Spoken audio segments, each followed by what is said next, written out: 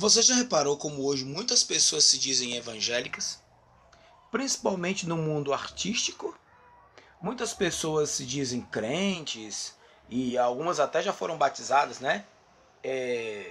Por exemplo, Wesley Safadão, Carla Pérez, o seu esposo, também tem Nego do Borel, uma da dupla das irmãs, o Simônio é Simária, e uma coisa assim. E uma coisa que a gente repara muito é que elas são. A fé dessas pessoas é endossada não pela palavra de Deus, mas pela opinião dos cristãos renomados do Brasil, né?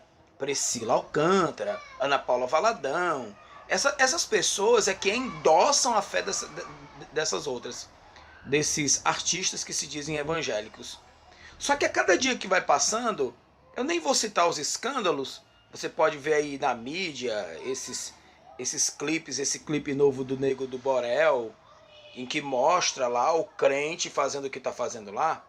O que eu acho mais incrível é que parece que os cristãos anônimos, como eu e tantos outros, têm que manter uma vida de retidão, porque estão presos às amarras da fé. Mas quem é crente conhecido, como essas pessoas, pode fazer o que quiser, porque na verdade eles são artistas.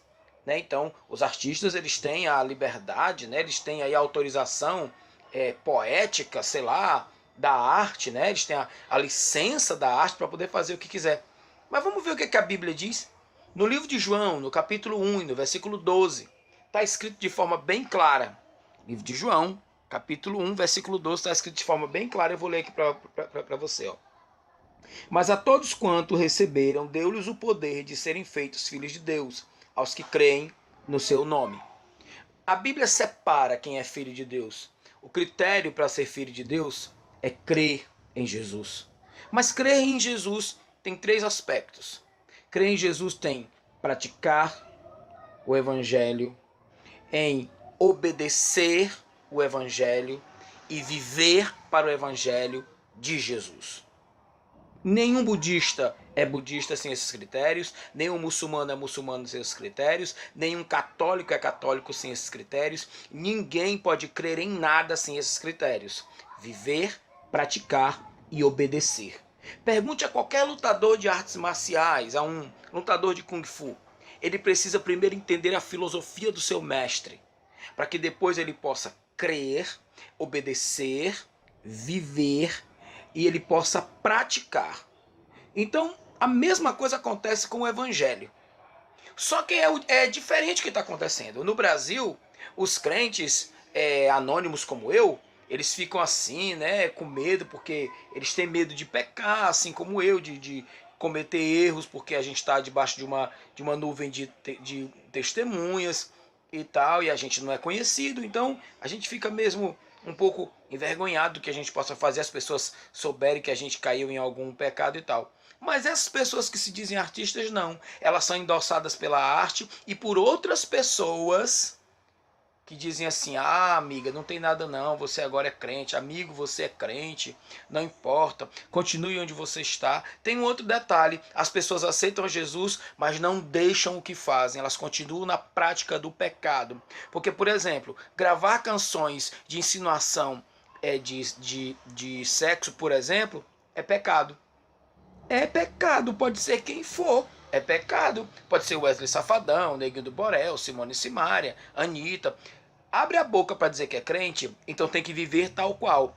Crendo, praticando e vivendo. Porque a Bíblia diz que tem que crer, praticar, acreditar, viver.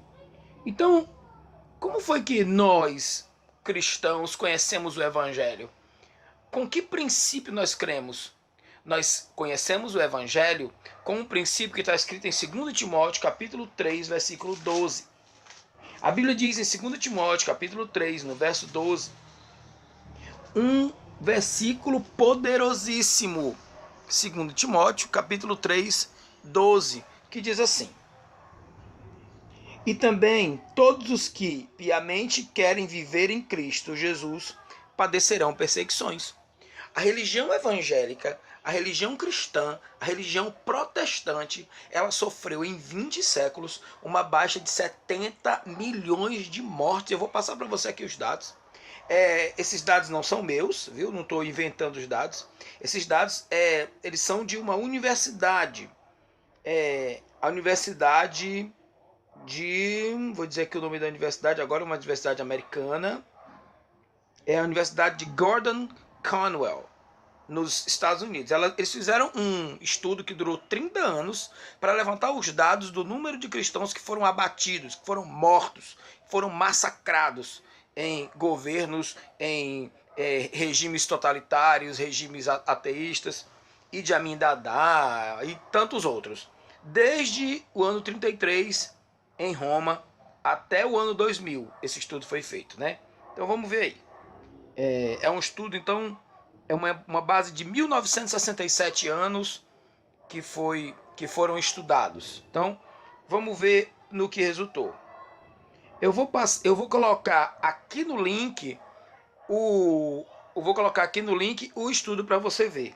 Mas eu quero ler para você, ó. Perspectiva histórica, daqui, ó. Perspectiva histórica entre os anos 33 depois de Cristo e 2000 depois de Cristo. Mártires, vou colocar aqui a câmera. Mártires cristãos mortos desde o ano 33 depois de Cristo e 2000 depois de Cristo, 69,4 milhões. Principais situações de martírio: perseguições, 600 perseguições. Situação de martírio: martírio com mais de 100 mil mártires, 76. Com mais de 500 mil, 27. Com mais de 1 milhão de mártires, 15.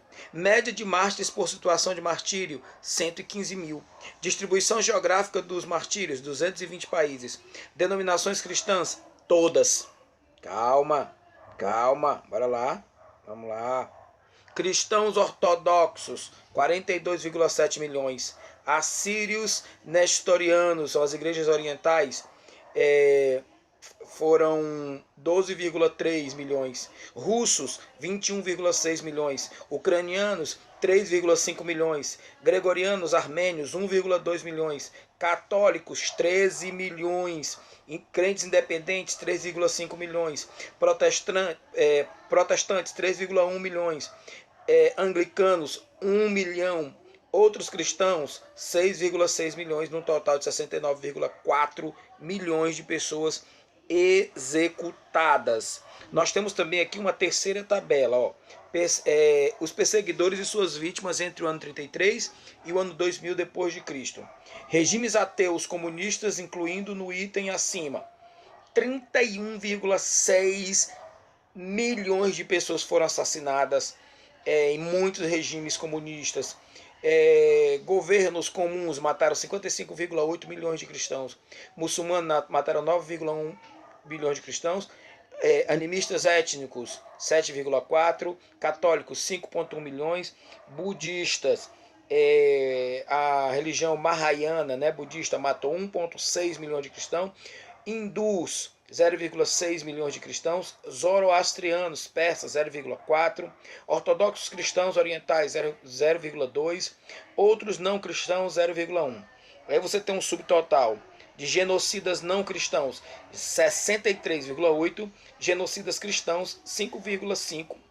Dando o total de 69,4 milhões de cristãos. A gente tem também uma quarta tabela. Mártires de 1900 a 2000, 45,4.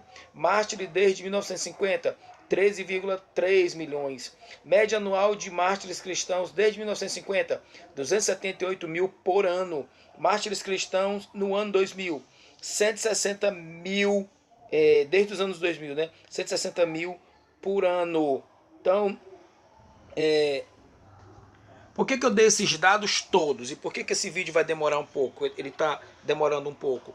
Porque eu quero que você saiba que o evangelho não é a casa da mãe Joana. O evangelho, ele foi ganhado à força e com sangue. O evangelho é a ruptura total da cultura do pecado. Total. O evangelho é a ruptura total daquilo que o mundo gosta. O que o mundo gosta, os evangélicos não gostam. O que o mundo ama, os evangélicos não amam. Os evangélicos de verdade, os crentes, os protestantes, não amam a homossexualidade, não amam a mentira, não amam as práticas errôneas do pecado, não amam o satanismo. Os crentes de verdade, eles não amam nada que Deus não ama. Os crentes de verdade são acusados todos os dias pelo simples fato de serem cristãos. Mas por que que o mundo diz? Você nunca ouviu falar, mas aí é porque é budista, mas aí é porque é um católico praticante, mas aí é porque um bandista, mas é porque é muçulmano. Mas você ouve muitas pessoas dizer, mas ele não é evangélico? Sabe por quê? Porque o mundo reconhece que os evangélicos, eles buscam o Deus verdadeiro e tentam viver uma vida santa. Deixa eu lhe dizer uma coisa, o Nego do Borel, Simone Simaria, Priscila Alcântara e tantos outros artistas aí que estão dizendo que são crentes, não são. Porque se fossem, sairiam do meio desse sistema de pecado. Eles não são crentes. Pelo contrário, eles querem usar o evangelho para comer na mesa de Satanás. Não querem comer na mesa de Jesus, não. Eles estão usando o evangelho, estão usurpando do poder de Deus. A Bíblia diz também uma coisa no livro de Hebreus, eu quero ler para você, para finalizar isso aqui. Hebreus, capítulo 11. Eu tenho que ler para você porque eu fico indignado, porque ninguém fala nada, tá tudo muito bem, mas em Hebreus, no capítulo 11, a Bíblia fala de pessoas que foram martirizadas pelo evangelho. Olha o que a Bíblia diz. Capítulo 11, versículo 37. Depois de fazer uma descrição profunda de um martírio histórico, o autor de Hebreus, lá no versículo 37, ele diz: foram apedrejados, cerrados, tentados, mortos a fio de espada, andaram vestidos de peles de ovelha e de cabras, desamparados, aflitos e maltratados, homens dos quais o mundo não era digno. Aí você vai comparar esses homens a Nego do Borel? Você vai comparar esses homens a Priscila Alcântara? Você vai comparar esses homens a esse pessoal que anda com esses homossexuais e que quer colocar isso como modelo para nós? Você vai colocar, é isso que é a igreja hoje? É isso que é a igreja hoje? Não se levanta um pastor para dizer assim, essas pessoas não nos representam. Essa geração não representa o evangelho. Você vai comparar essas pessoas com essas aqui? De Hebreus 37, no versículo, aliás, de Hebreus 11, no versículo 37 e 38, pessoas de que o mundo, pessoas das quais o mundo não era digno? Me perdoe, a minha indignação é porque hoje um cara grava um clipe beijando na boca de outro homem, diz que é crente e até os crentes engolem.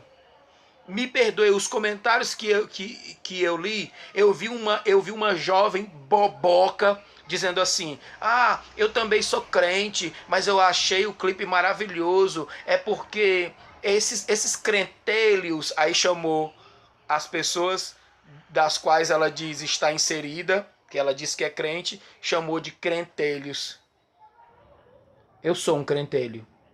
Eu sou um crentelho porque eu ainda me escandalizo com o pecado. Eu sou um crentelho porque não sou perfeito, mas quero morar no céu. Eu quero ser contado. Eu quero ser contado com todas as minhas falhas, os meus pecados. Eu quero ser contado entre esses homens das quais o mundo não é digno.